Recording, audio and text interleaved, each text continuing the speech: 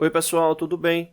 Hoje a gente vai estar dando continuidade aos nossos vídeos da parte de hidráulica, né? Hoje a gente vai estar falando especificamente sobre equilíbrio de força, né, com base em deslocamento hidráulico, tomando como referência aí fluido confinado, né, onde a gente tem justamente três relações bem interessantes, né? Onde a gente tem aqui a aplicação de força, onde a gente tem altura, deslocamento e a gente tem área, né, do elemento. Então nesse caso aqui o que é que acontece? Você tem uma força aplicada, né, em uma área A1, né, e essa força aplicada por um determinado deslocamento, né, ela vai representar, né, uma relação proporcional, né, de deslocamento de altura aqui para a região A2. Obviamente A2 você observa aqui que é uma área maior do que A1, né, e consequentemente você vai ter, né, uma distribuição de força maior, né. Por quê? Por causa da área de A2, que é uma área maior do que A1, né? Levando em consideração aí o princípio de Pascal, onde você aplicar uma força, né, em um elemento confinado, né, com fluido hidráulico, né, essa força ela vai se multiplicar igualmente em todos os pontos, né, daquele recipiente, né? Então é basicamente isso que ocorre, né? Então quando se tem essa força aplicada em A1, ela se distribui proporcionalmente aí nesse tubo, né? A gente vai justamente fazer um cálculo, né, para verificar como é que fica a relação, né, de proporção desses elementos, né? Então a gente tem conhecido aí a área A1, né, que está aqui em cima indicado, né, a relação de A1. A gente tem conhecido a área A2, né? A gente tem conhecido a área, ou a força 1, que é 20 newtons. A gente tem a área 1, que é o deslocamento que vai ser realizado, que é de 5 centímetros. E a gente está querendo justamente saber qual a força aplicada, no caso, a força que será distribuída, né, que é F2, e com base no deslocamento de H1, qual vai ser o deslocamento H2, né? Então é justamente os dois que a gente está querendo saber, né? Nesse vídeo a gente vai descobrir a força, né? Na segunda parte a gente vai verificar a questão da altura 2, né? Quanto é que foi deslocado, né? Então a gente toma como base essa fórmula, né? Onde para descobrir a força 2, onde a gente vai ter a área 2 dividido pela área 1, né? No caso aí 10 metros ou 10 centímetros quadrados por 2 centímetros quadrados, né? Então quando você vai ter centímetro quadrado por centímetro quadrado, anula, né? E multiplicando pela força F1, você vai ter a nova força resultante F2, né? Então nesse caso aí a gente vai ter 10 centímetros quadrados dividido por 2, vai dar 5, 5 multiplicado por 20 vai dar 100 newtons, né? Então essa é a força que será resultante, né, com base nesse deslocamento F1, né? Então com base no deslocamento F1 a gente vai ter essa nova força que é F2, que a gente observa aí que é 5 vezes maior do que a força F1, né? Ou seja, você aplicou 20 newtons de força e teve uma multiplicação de 100 newtons, né? Esse diagrama aqui também é muito chamado de alavanca hidráulica, tá bom? Não deixe de se inscrever no canal, toda semana tem vídeos novos. Valeu! Oi pessoal, tudo bem? Hoje a gente vai estar dando continuidade aos nossos vídeos da parte de hidráulica, né? Hoje a gente vai estar gravando o vídeo 2, né? Referente aí à alavanca hidráulica, né? Distribuição de força. Né? No último vídeo a gente calculou a força F2, né? Com a aplicação da força F1, né? E agora a gente vai estar justamente calculando, né, qual o novo deslocamento, no caso H2, com a aplicação da força F1 por uma determinada distância, né? No caso, a distância aplicada, né, com base na força F1, que é de 20 newtons, a distância aplicada foi de 5 centímetros, né, que é a altura, né? E nesse caso aí é inversamente proporcional, né, à altura H2, que é que a gente está querendo descobrir, né? No último vídeo a gente fez justamente esse cálculo, né, para descobrir a força, né, a força resultante é F2, e agora a gente vai descobrir aí a altura 2, né? Para descobrir a altura 2, né, a gente vai ter justamente essa fórmula, né? A1 dividido por A2 multiplicado por H1, né? Então, nesse caso aí, a gente vai ter 2 centímetros quadrados dividido por 10 centímetros quadrados, né? Então, 1 centímetro quadrado por centímetro quadrado anula, né, a unidade, né? Então, aí você vai ter 2 dividido por 10, né? E o resultado multiplicado por 5, que vai ser a nova altura resultante, né? Nesse caso, se você pegar 2 dividir por 10, vai dar 0,2. E nesse caso aí, multiplicando por 5, vai dar justamente 1. Né? 1 centímetro é justamente a relação da nova altura, né, encontrada. Né? Então, enquanto você tem uma multiplicação de força, né, quando você faz esse tipo de execução, né, enquanto alavanca hidráulica. Já referente à altura, né, a altura acaba sendo inversamente proporcional, né, ou seja, ela diminui. Né, você tem uma maior força, mas a área deslocada ela acaba sendo menor, tá bom? Ou a área, não, desculpa, o comprimento deslocado acaba sendo menor. Então, nesse caso aí, fechando aqui as informações, né, que estava faltando, no caso aqui H2, agora a gente já sabe quanto é H2, H2 vai ser igual a 1 centímetro. Né? Então você tem a área 1, 2 centímetros, área 2, 10 centímetros, força 1, 20 newtons, força 2, 100 newtons, H1, que é a altura 1, 5 centímetros, e a H2, né, que é a altura 2, 1 centímetro. Tá bom? Não deixe de se inscrever no canal, toda semana tem vídeos novos. Valeu! Oi pessoal, tudo bem? Hoje a gente vai estar iniciando uma nova série de vídeos, né, que vai estar aí retratando justamente esse conjunto mecânico, né, o qual a gente vai verificar desde os processos referentes à análise, né, construção geométrica do mesmo, né, e levando em consideração montagem, né, e o sistema automatizado, né. Esse conjunto, né, que vocês podem estar observando, ele é composto por elementos mecânicos, né, que são essas peças fabricadas, né, ou seja, elementos customizados, e ele também possui alguns elementos que vão dar caráter automatizado para ele, né, como um cilindro pneumático, né, como motor elétrico, né, sensores que vão estar aí aplicados ao mesmo. Né, então a gente vai estar vendo todo o processo de construção. No último vídeo a gente vai estar postando, né, o arquivo, né, em DWG, com link, né, na descrição do vídeo, né? Aí somente no último arquivo do vídeo, né? Da mesma forma como a gente fez quando a gente fez a análise do último projeto mecânico, tá bom? Bom, nesse caso aqui a gente vai iniciar por um detalhe interessante, que é justamente a análise onde a gente separa aqui as informações referentes de elementos padronizados e elementos customizados. Né? Quando a gente fala elementos customizados, entenda-se que são elementos que vão ser fabricados exclusivamente para esse conjunto, né? Para esse conjunto mecânico. Né?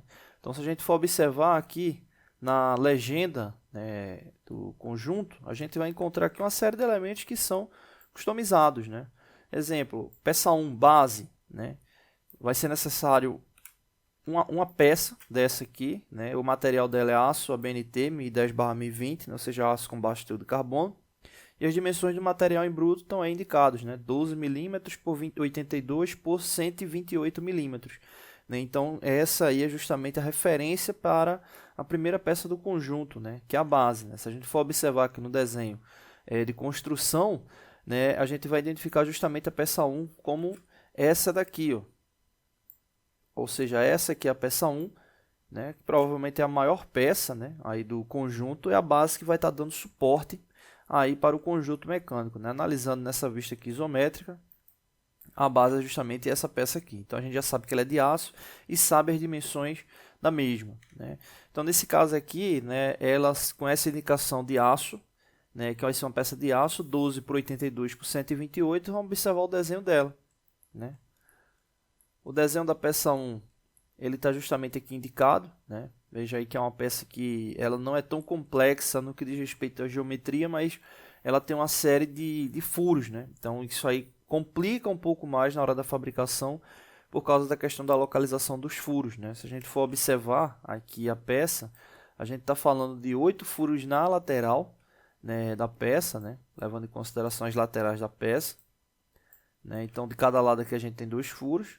Né, e nessa parte da superior da peça, né, a gente tem mais 6 furos aí indicados. Né, ou seja, totalizando aí 14 furos, né, aí para a construção dessa peça. Né, então, essa aí é a informação referente à peça 1. Né. Depois a gente vai estar voltando para fazer a análise do desenho da peça 1. Né? Vamos verificar aqui a peça 2 aqui do conjunto mecânico. A peça 2, ela vem com o nome aqui de fixador lateral. Né? Ela também é aço ABNT 10/1020. Né? Só vai ser uma peça dela. Né? E nesse caso aqui, ela vem com as dimensões 10, 18 por 89. Vamos verificar qual é essa peça aqui, esse fixador lateral, né? Aqui no conjunto mecânico. Né? Ela já está aqui indicada. Né? É essa peça aqui que vai ficar aqui realmente na lateral, né? A peça que vai juntar, né? Vai unir, né? As duas maiores peças aí que vão formar a base do conjunto completo, né? Então, peça 2 ela está aqui indicada, né? Que é esse fixador lateral.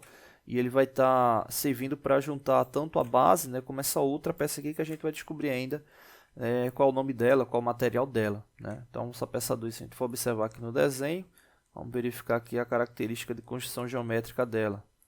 Né? Está aqui em cima. Ela não é uma peça tão complexa, não é uma peça menor, né? Que praticamente aqui vai ser só fresada, né? E tem 4 furos, né? Com disposição aqui, são furos rebaixados, né? Que vão servir justamente ali para aquela fixação. Depois a gente vai entender como é que funciona ou qual é a funcionalidade dela, tá bom? Vamos verificar aqui a peça 3. A peça 3 que vem aqui com a informação do, como nome, né, suporte do cilindro 1, né, o material da peça também é aço ABNT BI10/1020, né, que vem as dimensões dela, 15 por 46 por 74, e suporte do cilindro 1, vamos verificar qual é essa peça aí no conjunto. Né, a gente observando aqui, ela está aqui, né, essa peça aqui, ó, nessa lateral, né, então a gente observando ela aqui com base na posição do conjunto mecânico no que diz respeito à projeção ortográfica e o desenho isométrico, né, a gente vai verificar que é justamente essa peça aqui. Né, essa peça é justamente a 3, que é a suporte do cilindro 1. Né, provavelmente tem a do suporte do cilindro 2, deve ser essa daqui ou essa outra maior. Né, todas elas aí são suporte de cilindro. Né, mas a gente vai ver elas aí especificamente. Essa 3, como eu disse para vocês, é essa peça aqui. Vou colocar aqui menorzinho aqui para marcar ela melhor. Pronto, essa peça aqui, que é a peça 3. Vamos verificar o desenho dela.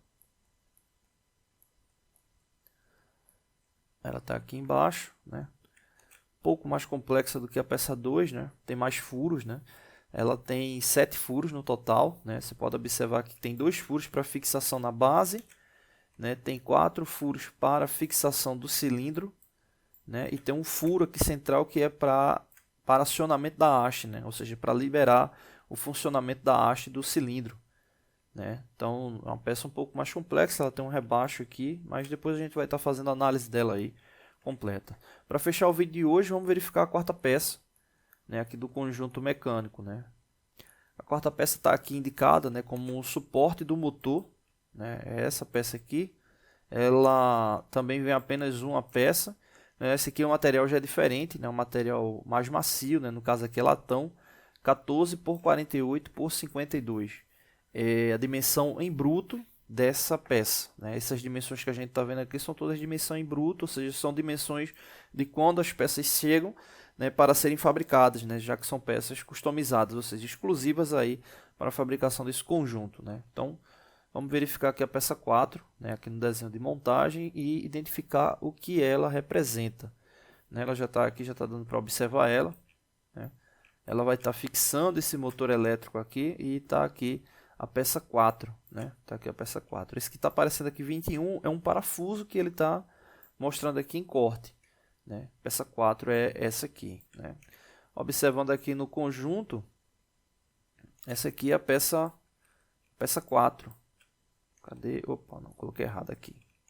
Peça 4, que vai estar fixando aqui o motor. Né? Então veja que pelo próprio detalhe aqui isométrico, ela parece muito com a peça de fixação do cilindro. Né? Dá para ver que ela tem o chanfres na lateral, ela tem um pequeno rebaixo aqui também para fixação na base. Né? Tem um furo para passagem, né, do eixo do motor, né? Ele deve estar aqui fixado com a pinça. Né? Vamos verificar aqui a característica geométrica aqui da peça 4. Bom, ela está aqui, né? Ela tem só um detalhe na disposição dos furos para fixação do motor, né? Que são esses furos aqui. Né? Ele possui aqui uma disposição de 60, 60 graus e 120 graus. Né? Isso aí é justamente para copiar a informação do motor. Depois, quando a gente pegar a informação do motor, a gente vai verificar a característica real, né, do fabricante. Né? E aí é a consideração aí para a peça 4. Né? Bom, é isso, né? A gente finaliza o primeiro vídeo com essas informações e a gente vai continuar analisando todo o projeto, né? Não só mecânico, mas também elétrico e a parte pneumática, né, fazendo todas as considerações. Então, assim, vai ser uma série de vídeos mais extensa, né, mas a gente vai pegar aí do início aí até o fim das características, tá bom? Não deixe de se inscrever no canal, toda semana tem vídeos novos. Valeu!